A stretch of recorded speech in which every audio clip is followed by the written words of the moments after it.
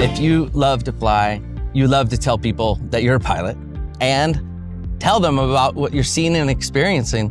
And I found it to be way more powerful and impactful if you get audio and visual correct. This video is going to be precisely about what audio visual equipment to use, how to use it, and most importantly, how not to fail like I did. In the description below is a link to the Amazon Marketplace of all the things that I'm going to talk about in this video. Buy what you want for the mission you want, full production or just one camera. And then the second link will be to Inflight. Inflight is the mounts and the sound system support. So now let's go. Before I go flying, I show up to the airport 2 hours before if I'm gonna be filming, and I lay everything out by audio, visual, supporting the visual with batteries and SD cards, and then the different mounts.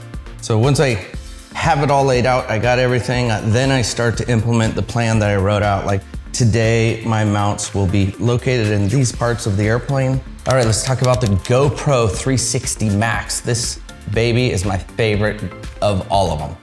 It's a little bit of a pain in the butt. It's a lot of editing and it's a lot of file space, but well worth it. I put it on the right wing and I put one on the lower part of the pilot seat so I can get a good view of the cockpit and out of the outside of the airplane from the left side. Downside to keeping it on the outside, there's no shell that goes around this.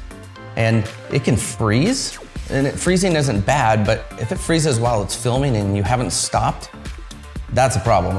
I've lost footage from that. So super important that you have an ability to turn it off. And GoPro has an app, which is great, but the Bluetooth signal from inside the plane to the outside is problematic. So I used that on my trip back from Switzerland, and half the time I couldn't turn it back on if I turned it off, or I couldn't turn it off and I have the chance of losing footage. So a couple things that can help with that. We have scheduled capture. You can actually come in and set up a time when you want the thing to turn on and off. This is kind of a good idea if you think about it.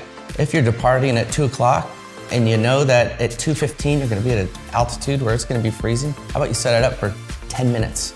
Just 2 to 2:10, GoPro will turn on and off. Another way you can do it is the remote.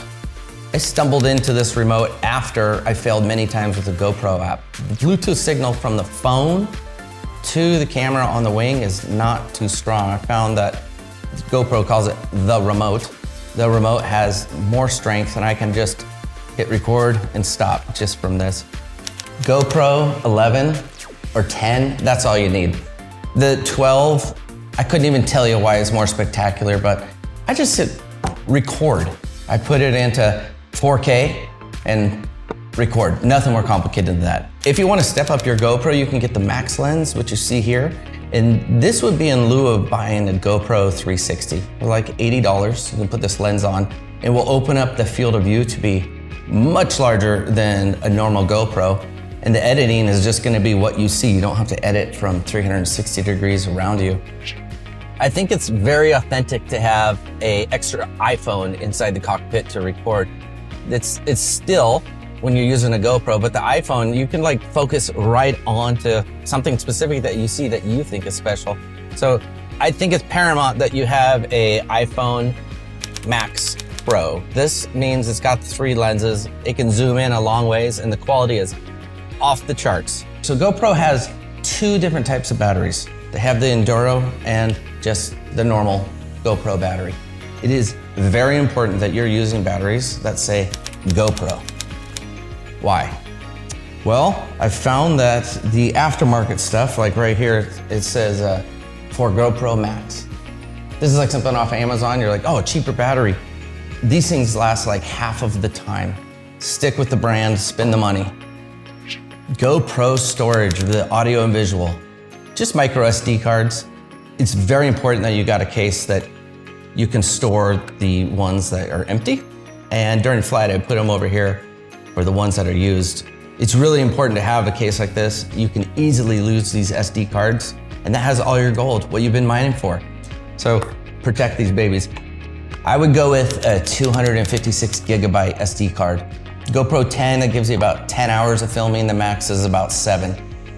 It's all about money. So if you don't want to pay for those, it might be 50 to 70 bucks. Get a 128 and you're just gonna get about half the time. Protect them. Now, how do you transfer that data? Just get a micro SD card reader. It's gonna have all the different types of cards and devices that capture data that you just plug in on a USB-C into your computer. Boop, download. External hard drives, forgot to mention that. Extremely important to have when you're on the road. Your computer will fill up really quick. When I get home, I take them off the external hard drives and I put it into Google Drive. Just get a subscription, just keep it there. And when you're done, just throw it away. Just record what you want and just throw it away.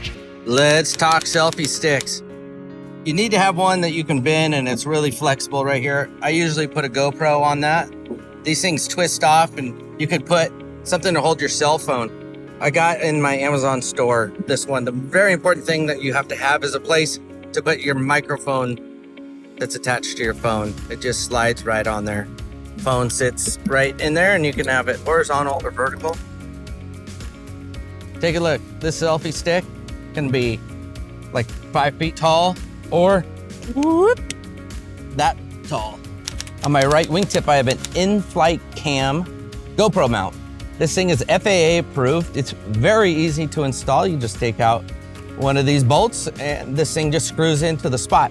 Catch 22, you can't do it. Have a mechanic do it. It's got to be logged in the logbook entry by a maintenance professional, even though it's easy. So make sure you have someone else do it. These Inflight Cam GoPro holders are epic. You can put them at any angle. I flew these back from Switzerland, not one fell off. They're on there tight.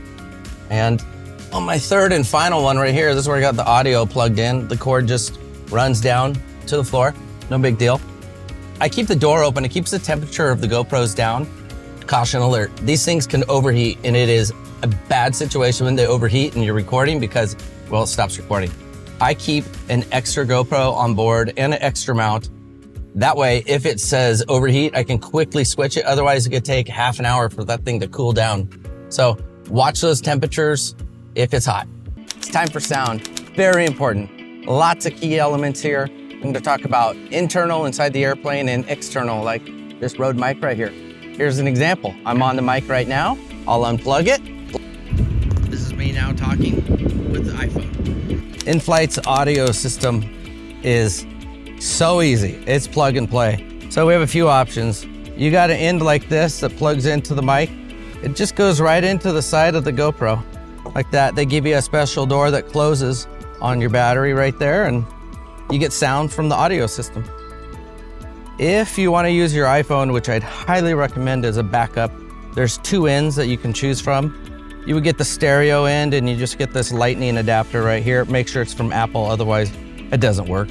So you can do it that way, or if you got a USB-C like I have, the iPhone 15, you just plug it right in, plug it into the airplane, and voila, air traffic control.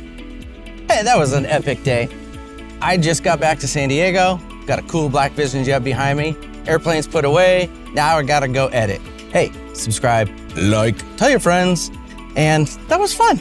Take it easy.